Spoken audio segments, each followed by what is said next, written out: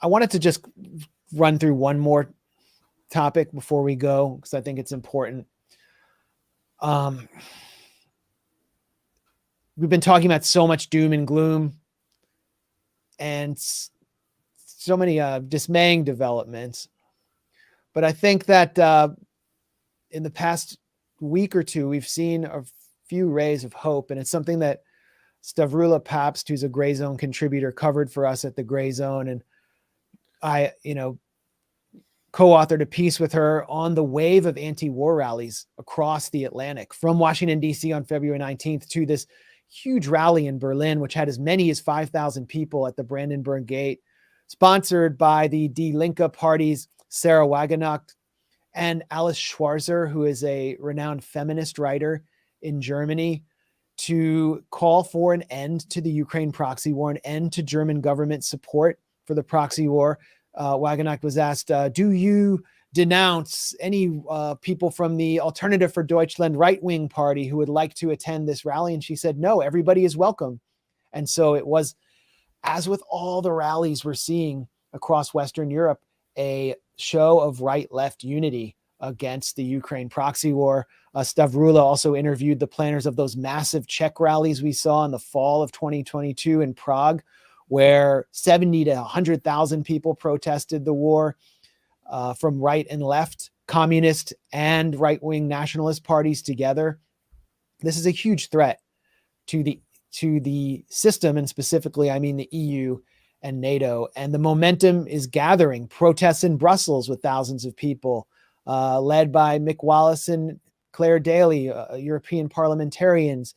A huge protest by the Stop the War Coalition in London, and the No to NATO conference on the same day, which I and Anya Parampil participated in, along with Chris Williamson, Loki, George Galloway, and others.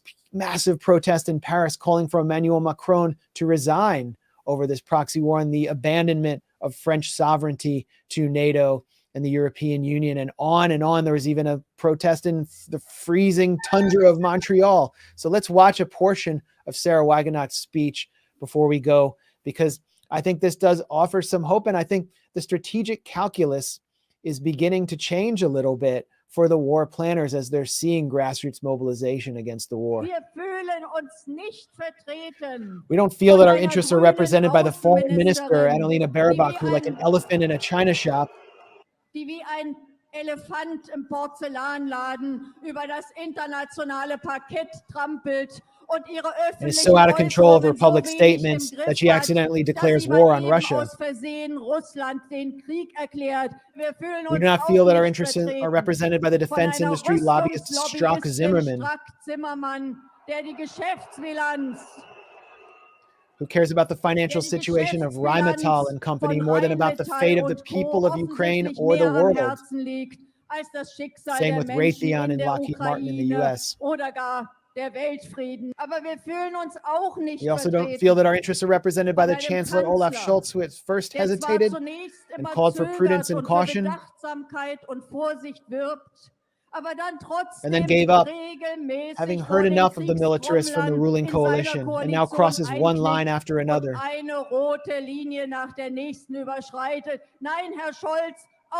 Mr. Scholz, you don't represent our interests. We do not want German tanks to fire on the great-grandchildren of Russian women and men. This is complete historical amnesia. Have you forgotten German history? And so clearly a reference to World War II, where now we could potentially see, with the arrival of German Leopard tanks, the first armored confrontation between German and Russian tanks since World War II. And there were battles between German panzer divisions and the Red Army in Kherson, which is where these tanks are being sent to. So, and Scholz is such a chump that he gets roped into promising all these Leopard tanks to Ukraine on the condition that other NATO allies provide them too.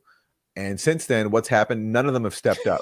None of them, except for maybe one country. But now Germany's been left holding the bag of supplying the tanks, because other people don't want to give their tanks.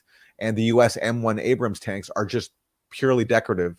because there's no expectation that Ukraine will be able to use them, and they're not getting there for at least another year.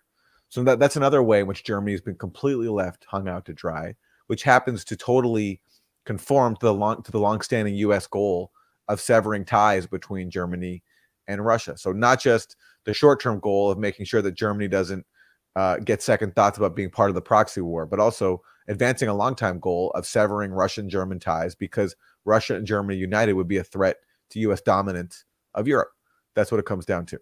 And Olaf Scholz has done the bidding of that agenda perfectly, and now you're seeing the result, finally people coming out. And Scholz, he did not win anywhere near a majority of the vote. Again, he's being pressured and bullied by the Green Party, which is one of the maybe the most hypocritical party in the world, into constantly escalating and following U.S. dictates, because he's holding on to this coalition narrowly. And unfortunately, the way Germany works is that it's impossible to form an alternative coalition that could potentially replace him, that would be an anti-war coalition. So what you're seeing at that rally is the anti-war grassroots coalition, and it basically represents part of Die Linke, especially the part of Die Linke that emerged out of the former East Germany, and represents the spirit of the East German protest song Ami Go Home, against the presence of the US military in Germany, and the Alternative for Deutschland party, which emerges out of the right wing of the CDU in the Saxony region and these other areas where nationalism is strong, and they feel that NATO has sacrificed their sovereignty. There were actually some great AfD speeches in the Bundestag against the delivery of German tanks. So that's what we're looking at there. And I maintain that the February 19th rally in Washington, D.C. was the best evidence for its success, was the attacks that it received from mainstream media outlets. This Berlin protest is also receiving harsh attacks from mainstream media. In Germany, Sarah Wagenknecht is getting viciously attacked in the national media, ganged up on. Germany is a completely authoritarian place. We're going to be interviewing Heinrich Buchner, who is being prosecuted. He's a German anti-war activist who's actually being prosecuted for denouncing Germany's delivery of aid to the Ukrainian military, and especially to neo-Nazi battalions like Azov this week. But here's another attack on Rage Against the War Machine and the German rally that I think is hilarious, and I appear in it, so I wanted to show it because I'm so proud of it. Why some Western anti-war protests actually help Russia. In France, Germany, and the US, the far right and the far left have demanded that the governments stop helping Ukraine in its fight against the Russian invasion. Just before Joe Biden's visit to Kyiv on February 20th, the protesters marched to the White House calling against military funding for And they show like all 4 Russian flags that were waved at the rally nonstop.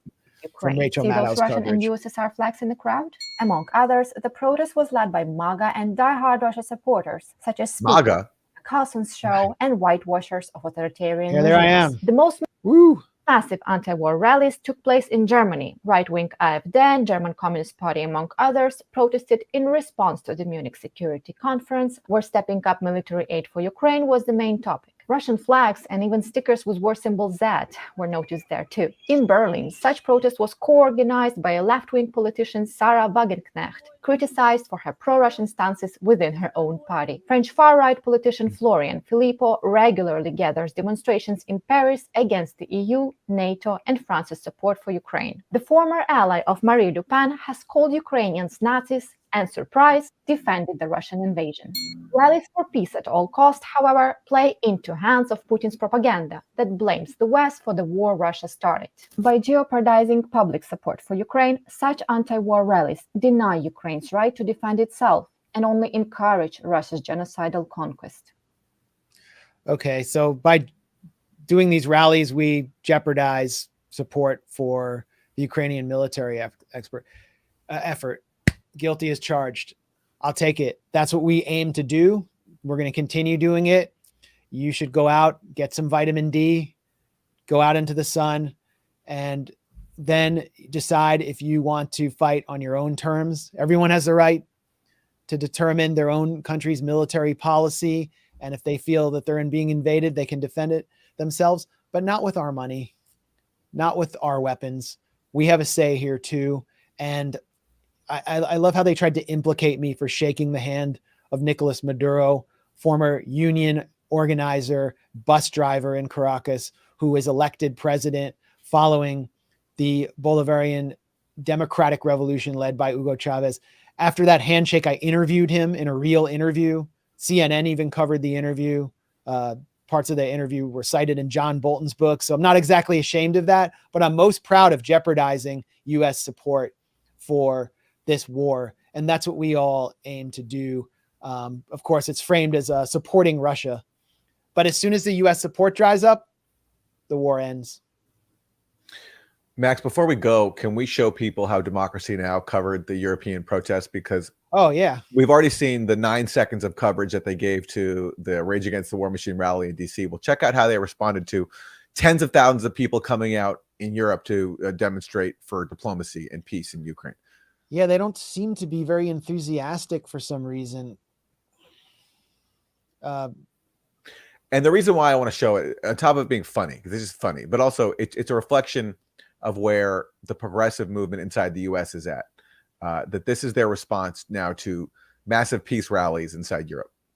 Fierce fighting continues in Ukraine as the world acknowledged the one-year anniversary of the start of the war Friday with protests. Do you see that? Sorry, I have to stop it. Do you see this flag right here? I don't know if you can see my cursor on the screen, but it's a red and black flag. That's the flag of the Ukrainian Partisan Army that was a Nazi collaborator division responsible for numerous pogroms across Ukraine. And vigils across the globe. Fierce fighting continues. Okay, so it's so quick. It's so quick. She doesn't even acknowledge the anti-war protests. All she says is there were protests acknowledging the one-year anniversary of the war, and they're showing a rally featuring the flag of Ukrainian fascists. That was a pro-war rally. There was also a CIA-backed Free Syrian Army flag being flown. Yes, that's there, right. Yeah, which is very pro. That's another Democracy Now! Flag. Yeah, absolutely. So not even a mention on one of the top funded progressive shows in the U.S. Of wars of protests in Europe calling for peace, just as they gave 9 seconds to the Rage Against the War Machine rally on the end. So anyway, that's where we're at in the U.S. right now. That's the state of the establishment progressive left, and that's just what it is. Yeah, I mean, the World Socialist website also attacked simultaneously the Rage Against the War Machine rally and the Die Linke Sarah Wagenknecht rally in Berlin. And at the same time, they directed their small following to an alternative anti-war rally under the banner of their Socialist Equality Party in Berlin. So they're in de facto coalition with Rachel Maddow, the Kiev regime, and they're posing as left and socialist while redirecting people away from major anti-war rallies. I mean, the feds or the neocons couldn't have asked for a better socialist party than this one, if that's what they're going to do. And there are, of course, many self-proclaimed socialists attacking the Rage Against the War Machine rally, and we've covered it. They called it racist and everything else. Well, hey, if I were sitting in the FBI, if I were in the FBI, J. Edgar Hoover building with a remit to weaken anti-establishment forces and surveil them and fracture them, I could go on a long vacation right now and just watch these groups do it themselves. That's sad, but most people aren't listening, and I think we're seeing a lot of anti-war momentum. And as the weather gets better in Europe and the U.S., we'll see this continue through the summer if the U.S. and its junior partners want to keep escalating this war.